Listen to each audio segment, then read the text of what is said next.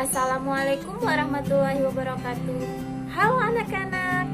Pada kesempatan kali ini, Ibu akan menjelaskan materi tentang kerajinan tekstil. Adapun tujuan pembelajaran kita pada hari ini adalah peserta didik mampu memahami fungsi dan prinsip kerajinan dari bahan tekstil. Nah, sebelumnya ada yang tahu nggak sih apa yang dimaksud dengan tekstil?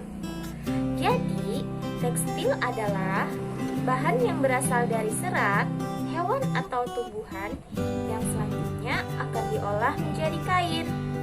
Nah, kain inilah yang digunakan sebagai bahan pembuatan busana atau produk lainnya. Fungsi dan prinsip kerajinan tekstil.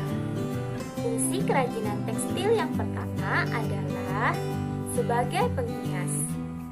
Kerajinan yang dibuat semata-mata hanya sebagai hiasan pada suatu benda atau sebagai pajangan suatu ruangan dan tidak memiliki makna tertentu selain menghias.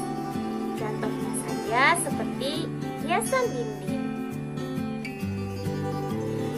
Fungsi kedua kerajinan tekstil adalah sebagai benda pakai. Nah, kerajinan yang dibuat berdasarkan tujuan untuk digunakan sebagai kebutuhan sehari-hari. Contohnya saja seperti busana atau pakaian, tas, dan aksesoris. Fungsi ketiga yaitu sebagai kelengkapan ritual. Di sini, kerajinan yang mengandung simbol-simbol tertentu dan berfungsi sebagai benda magis yang berkaitan dengan kepercayaan dan spiritual. Contohnya saja seperti kain ulos. Nah, kain ulos di sini adalah kain tenun yang dikenakan saat upacara pernikahan, pemakaman, dan pesta adat lainnya. Bisa kalian lihat di sana ada contoh dari kain ulos. Fungsi keempat adalah sebagai simbolik. Kerajinan tekstil tradisional selain sebagai hiasan juga berfungsi melambangkan hal tertentu yang berhubungan dengan nilai spiritual. Contohnya saja seperti tapestri, tenun, dan batik yang dibuat dengan motif simbolik. Nah, di bawah ini ada dua contoh kain tenun yang memiliki motif simbol. Yang pertama itu ada motif simbol tenun Sindelio. Motif ini dimaknai sebagai simbol penolak bala. Nah, motif kedua namanya yaitu tenun Toraja. Motif ini dimaknai sebagai simbol kemakmuran dan kejayaan. Nah, itu tadi ada 4 fungsi dari kerajinan tekstil. Sekarang kita akan membahas prinsip kerajinan fungsi hias dan fungsi pakai. Prinsip pertama yaitu keunikan bahan kerajinan. Bahan dasar yang digunakan sebagai kerajinan dapat berasal dari bahan alam, bahan buatan, bahan limbah, organik maupun anorganik, bahkan juga ada yang memanfaatkan bahan limbah yang ada di lingkungan sekitar. Contohnya saja misalnya dari laut, kita bisa menemukan cangkang kerang, sisik ikan, tulang ikan, dan tumbuhan laut. Ada juga contoh dari daratan, memiliki banyak kekayaan alam. Di antaranya seperti kayu, logam, bebatuan, tanah liat, serat tumbuhan, dan masih banyak lainnya. Prinsip yang kedua adalah keterampilan tangan.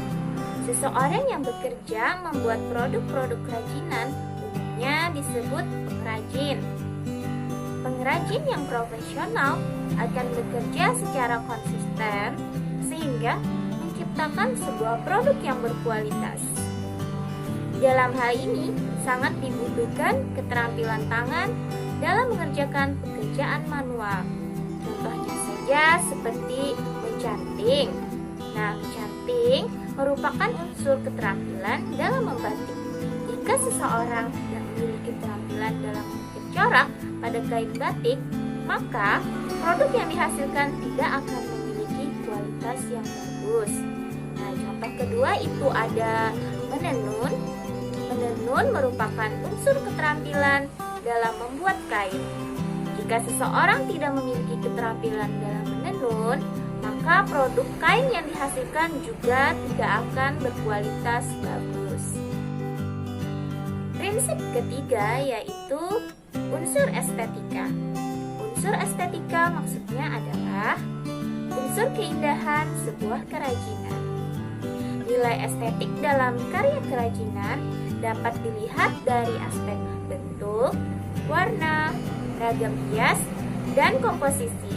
Contohnya saja seperti warna-warni tas rajut dan kain batik berfungsi sebagai penunjang keindahan.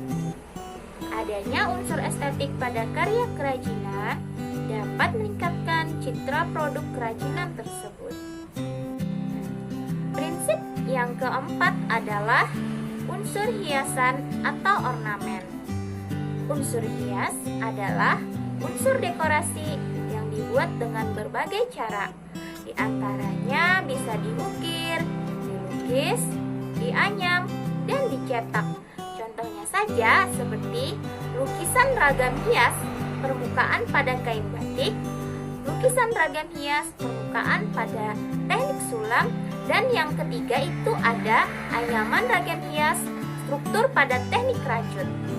Nah, itu tadi adalah 4 prinsip dari kerajinan fungsi hias dan fungsi pakai. Sampai di sini dulu pembelajaran kita pada hari ini. Semoga kalian bisa mengerti dan dapat memahami penjelasan dari Ibu.